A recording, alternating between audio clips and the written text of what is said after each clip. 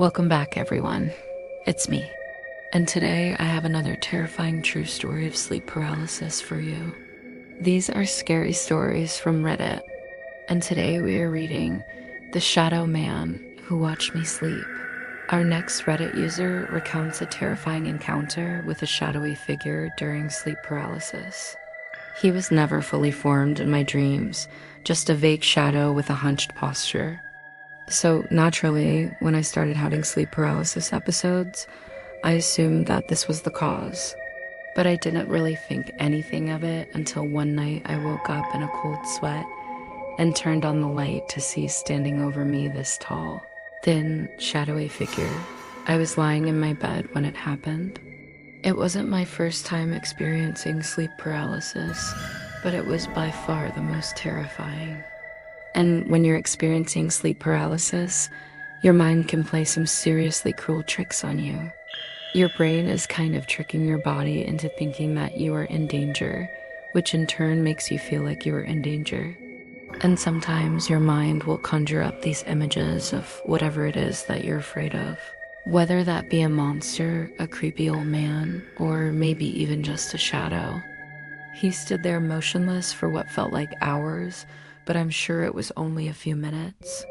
People who have seen these dark figures standing over them while they're paralyzed in their beds.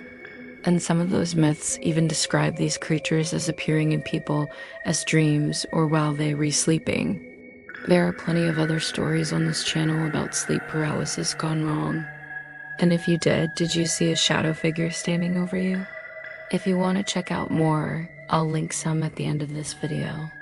Maybe these stories are just a product of our own minds, or maybe there is something else lurking out there in the darkness that preys on those who are vulnerable. And I have to wonder, could these stories possibly be describing the same thing?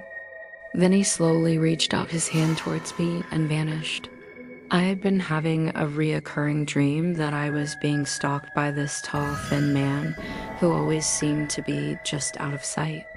To say that I was scared is an understatement. I sat there staring at him, unsure of what to do or how to react. Now, normally when this happens, I can move around freely. And as always, thanks for watching. I'll see you next time. But this time I couldn't move at all. My body felt extremely heavy and I couldn't call out for help or anything. Needless to say, I didn't get much sleep that night, and I haven't been able to bring myself to sleep in my bed since. But I told her that I don't feel safe in there. She doesn't believe me and thinks that I am just making this up in my head because I have been watching too many horror movies lately, but I know what I saw. No one has ever believed me when I tell them about sleep paralysis. And I know that it's probably just some figment of my imagination, but it sure as hell feels real. This was about 3 weeks ago, and I'm still too scared to go back to my bedroom. I sleep on the couch now. All I could do was stare in disbelief at where the shadowy figure had been standing. After a few moments, I was finally able to get up, and everything went back to normal. My heart was racing, and I was shaking for a good 10 minutes after this happened. My mom thinks that I am crazy and that I should just get over it and get back in my bed. Yeah, this one's pretty scary.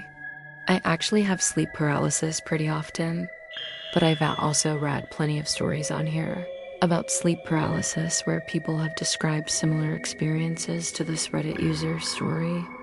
There are plenty of myths and legends about evil spirits that feed off of human fear and energy. Whatever the case may be, I think it's safe to say that sleep paralysis is definitely not something to mess around with, but now it's time to hear from you. Have you ever experienced sleep paralysis? Let me know in the comments below. If you enjoyed this episode, and I hope you did, please hit that thumbs up button and consider subscribing.